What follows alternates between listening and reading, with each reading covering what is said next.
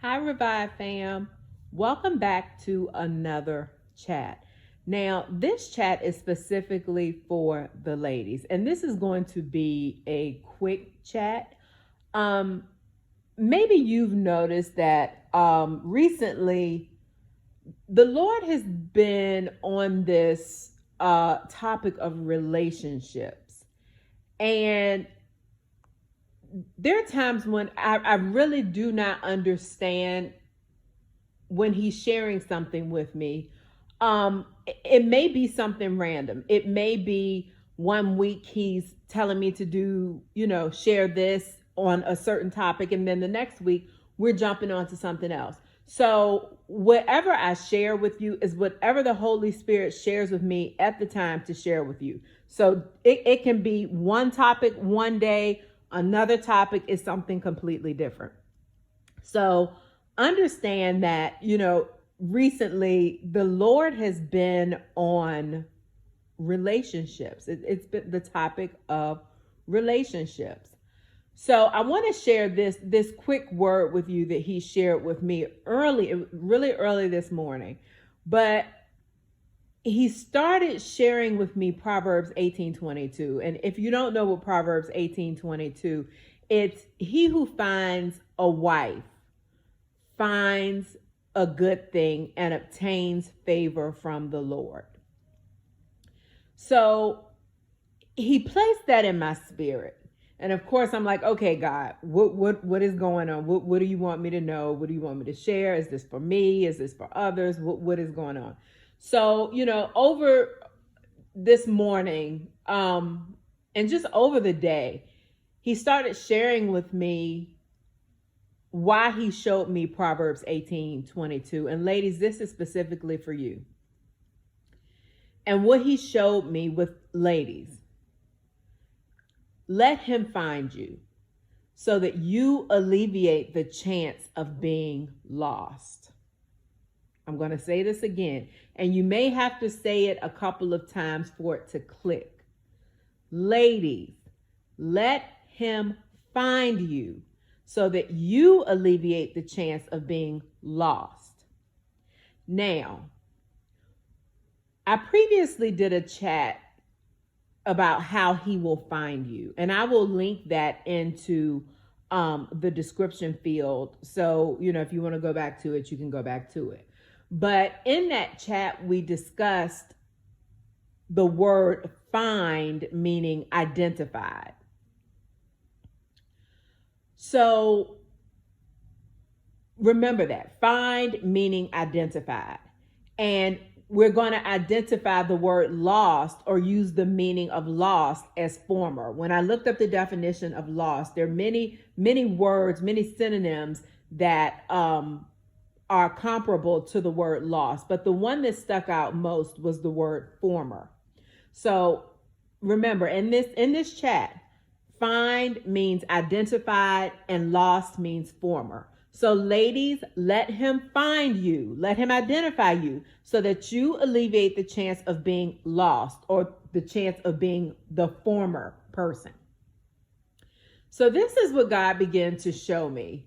So he began to show me how we react when we lose something. So go back to a time when you've lost something.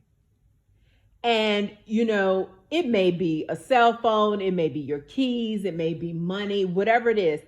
If you've lost something, what are you going to do? You're going to go look for it, right? And we look for it because it's something of value, whether it's a monetary value, whether it's a sentimental value, whatever it is, it holds some place of value to us. So we're going to search and search and search for that thing until we find it.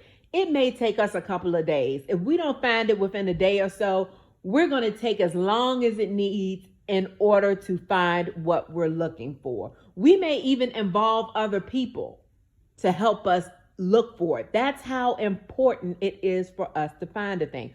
We may even hold up other activities or other things that we have to do just to look for this specific thing because of the value it has to us. So when he showed me that, when it comes to identifying something, finding something, and the importance that we put on being able to find it, whatever it is you're looking for. When you find it, what do? It's like it's a sigh of relief because you're like, oh my goodness, I found it. I feel good, and things can go on because it feels good. I whatever it is that I value, I now have it. I'm good. And the thing is, when it comes to us finding something, that thing that you're looking for, it doesn't come to you. It doesn't just jump out of nowhere and say, here I am. We have to put in the work to look for it, to identify it. So it could be sitting there right in front of you and you not even realize it. But it's not until you put your eyes on it and you identify it that you say, oh my goodness, I found it. But you have to be the one to identify it, right? That thing is not just going to jump out at you and run to you, but you're identifying it. So when he showed me this, he compared this to Proverbs 18:22, where we talk about he who finds a wife finds a good thing and obtains favor from the Lord. So, ladies, when you're allowing him to find you, go back to our story. It's just like that missing object, that missing thing, when you're going to look for it. But you're that object. When he's finding you, he's looking for you. He's doing the search. You're not jumping out at him, inserting yourself, saying, here I am, this is me, I think that I am the one for you. You're not putting yourself out there in front of him. You're letting him do the footwork to find you. And the thing is, just like with the story, when you're going to find something, you're going to be persistent. You're going to do all that you can to find it because it holds value. When he's out there trying to find you, when he's putting in the work trying to find you, it's because he recognizes your value.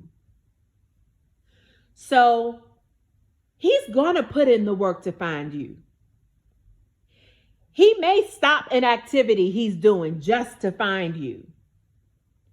He may put in extra time just to find you. He may call in his parents or those who he trusts the most to help with the search to identify you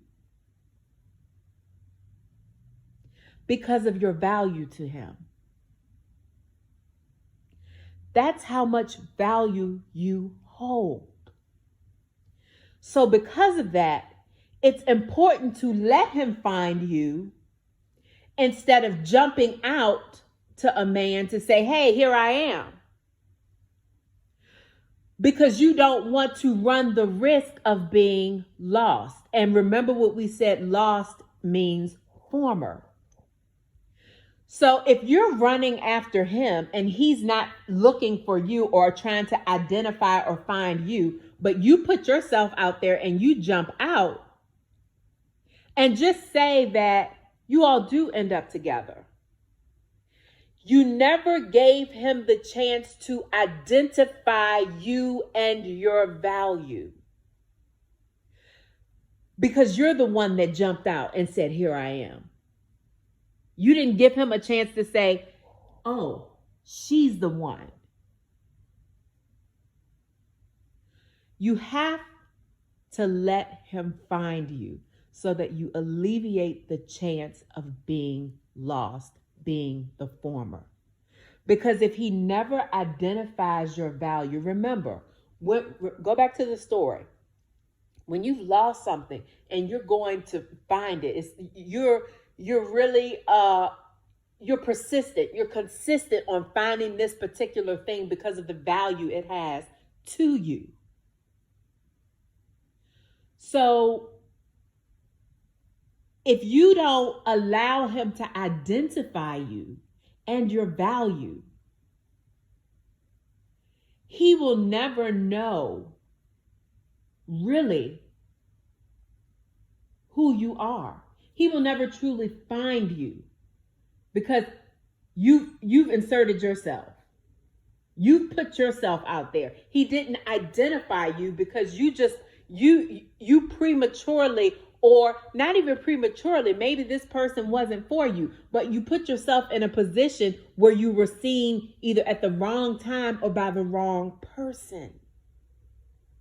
That's why it's important to wait and let him identify you, so that he can see your value. And later down the road, if it's a situation where you stepped in and you identified him instead of him identifying you, you will no longer be a former.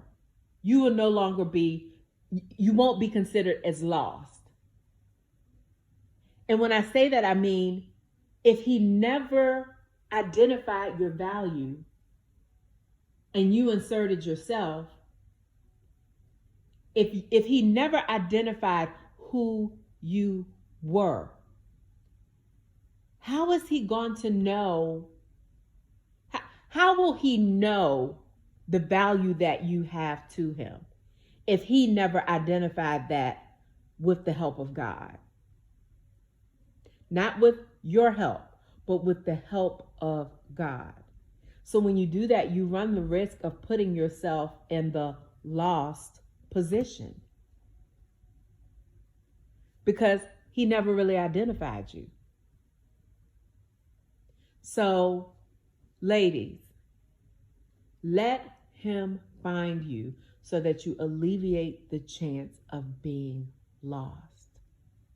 When you look at the stories in the Bible about the men who identified their wives, whether it was Ruth and Boaz, or Esther and Xerxes, or Rachel and Jacob,